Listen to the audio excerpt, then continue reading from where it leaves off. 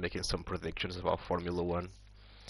This time I managed to get myself to actually record before free practice, so it's actually gonna be getting a real unbiased and not even unbiased, but just not cheating. I'm not gonna be cheating in this one with a little bit of knowledge, even though we all know that free practice doesn't really matter. But this is gonna be more valuable as a prediction. I'm not gonna be influenced by anything. I'm not gonna have any extra knowledge. So yeah, and like I had last week with the first free practices. But yeah, let's get this done. We'll start as usual with qualifying.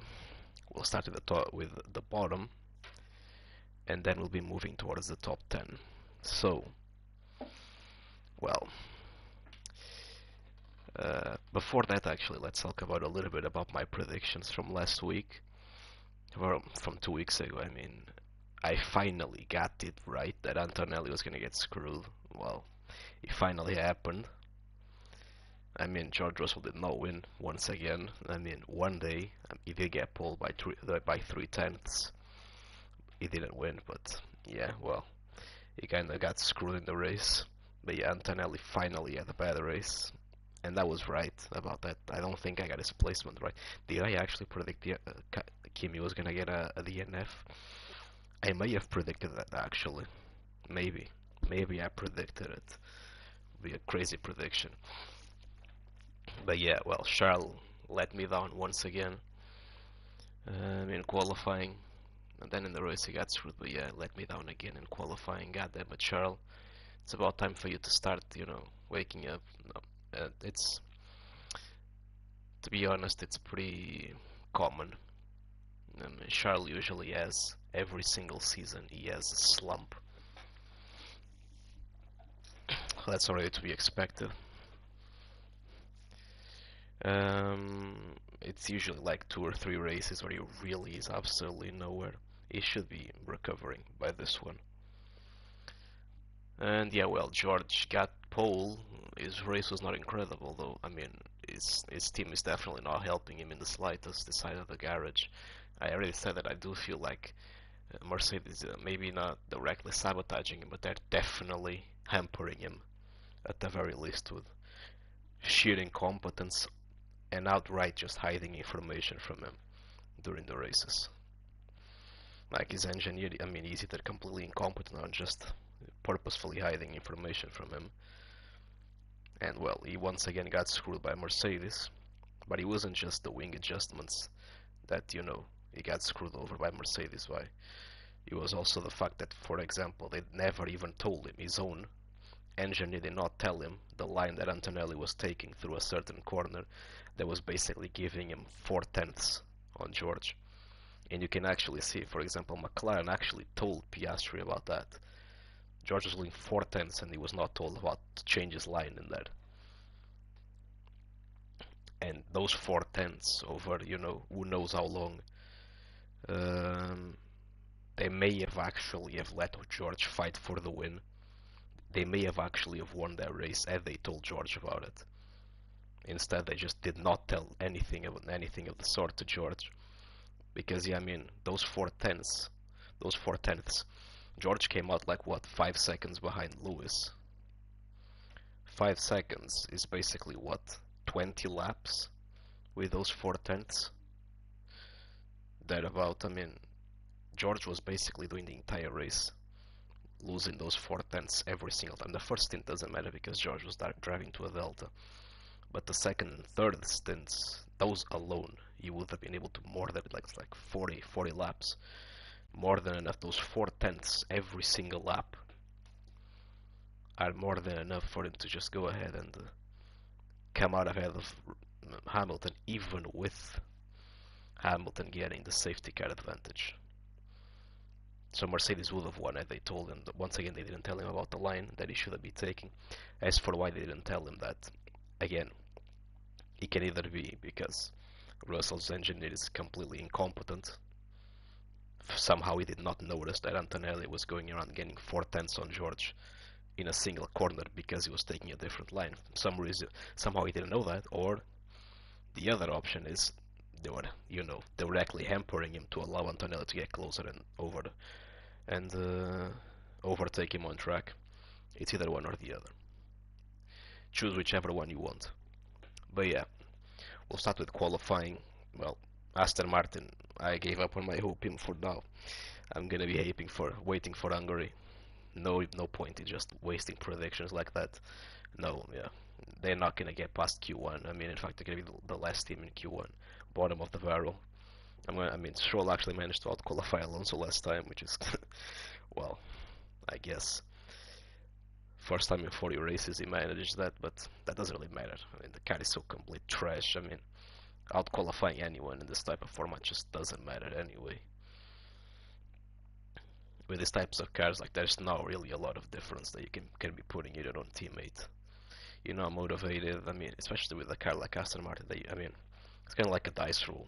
Whoever is luckier setting up their laps ends up with a better time. I mean, it's whoever manages to get the car not screw itself the hardest on them usually sets the best lap, so it doesn't really matter. It's not really a representation of anything. So yeah, I mean, I'm gonna predict that Stroll is gonna end up back below Alonso this time, but they're both gonna be last. And then yeah, I mean, I still don't think Cadillac is fast enough to get past Q1, so they're also gonna be going out in Q1. And then Audi is gonna be bringing upgrades. So I mean, I think it's gonna be Haas also brought upgrades. I think Albon is gonna be in Q1, actually. I think Carlos might squeak by again. To be honest, I don't know.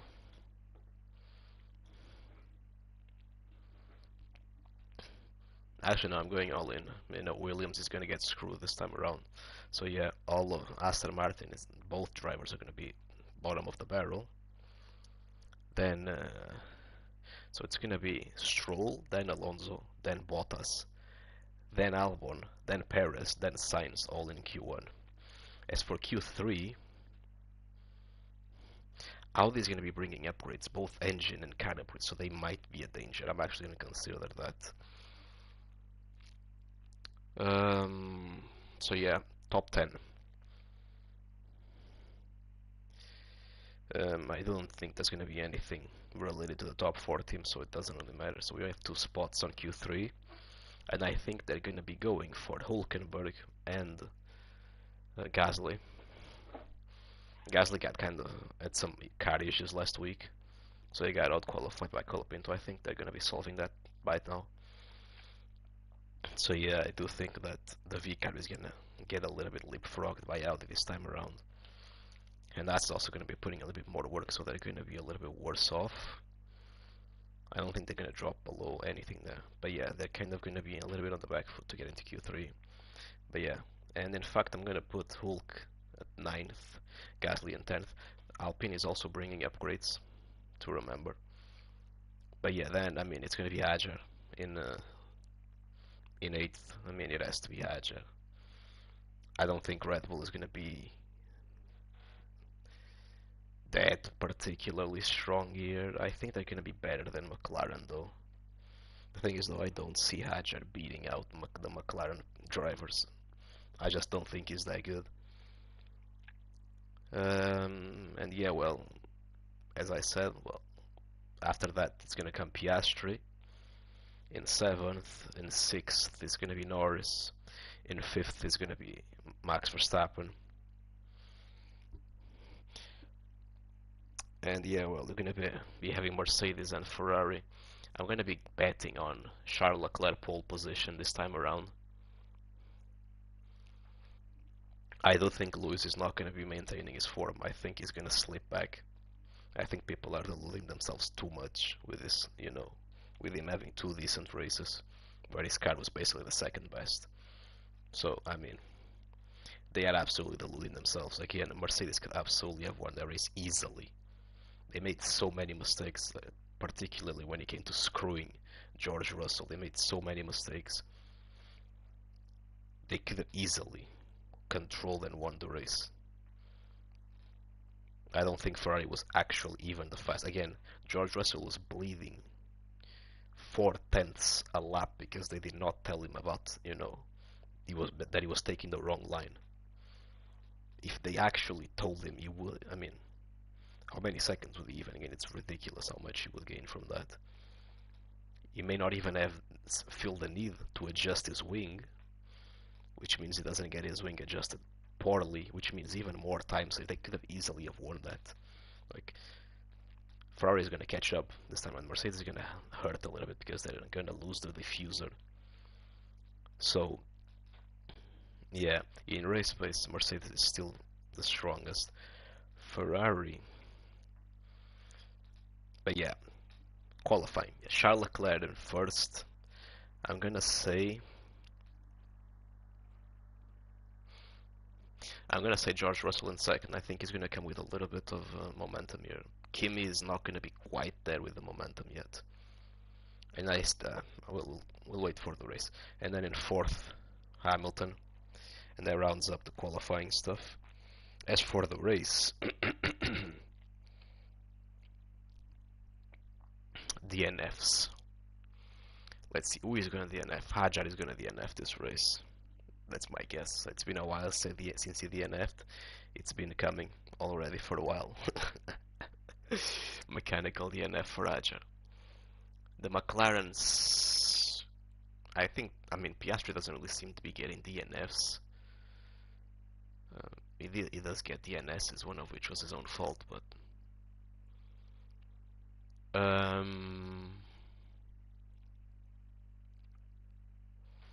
I'd say nobody else DNFs. At least no mechanical DNFs. I'm gonna be guessing Charles Leclerc wins the race. George Russell ends second. Lewis Hamilton ends third.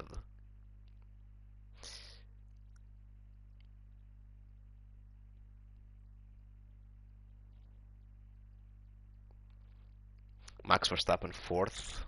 Lando Norris fifth. Piastri sixth.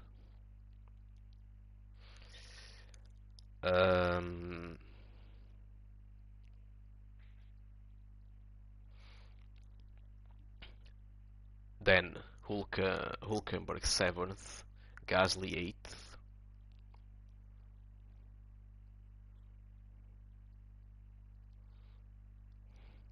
Lawson 9th, no, Ocon 9th, no, Lawson 9th, and Ocon 10th. Ocon is going to score a point. I think he's going to have a good weekend. Let's see. And as you can tell, Antonelli is not on the top 10 again. What is going on? Well, I think Antonelli is gonna crash. I mean, either that or he's gonna try too hard and cook his own engine again.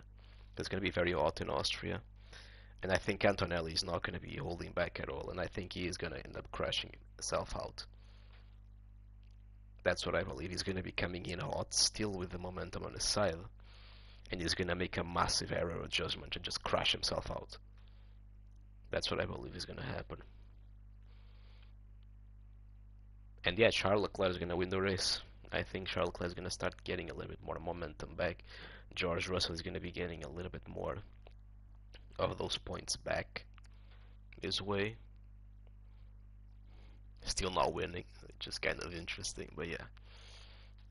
And Mercedes obviously still has that one upgrade to bring, so I don't think Ferrari is going to be sniffing the title, in my opinion. They're still going to be bringing their own big upgrades later on in the season, so. But yeah, I would have put Max Verstappen on the podium personally. I mean, he usually always does well here, but I just think the Mercedes and the Ferraris are still too strong for Red Bull to touch them, even with their upgrades. But yeah. As for the DNFs, I mean, let's say double DNF for Aston Martin, one DNF for Cadillac. And I think that's about it, honestly. Yeah, I don't really have much of anything else to say, to be honest. That's about it. I put a bunch of random different teams. I didn't really put the the last point scoring positions, dominated by two teams. I put like one driver from each team.